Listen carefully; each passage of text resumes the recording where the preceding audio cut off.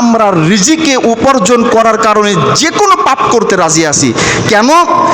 শয়তান মানুষকে সর্বদা সময় দারিদ্রতার ধোঁকা দেয়। কথাটা ভালো করে বুঝবেন। শয়তান মানুষকে সর্বদা সময় দারিদ্রতার ধোঁকা দেয়। কেমন দারিদ্রতা?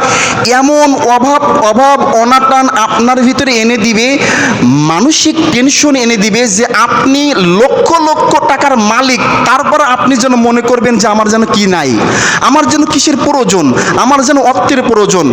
এই দারিদ্রতা যখন শয়তান আপনার ভিতরে ঢুকিয়ে দিবে, তখন আপনার মাধ্যমে বিভিন্ন হারাম কাজে লিপ্ত করাবে।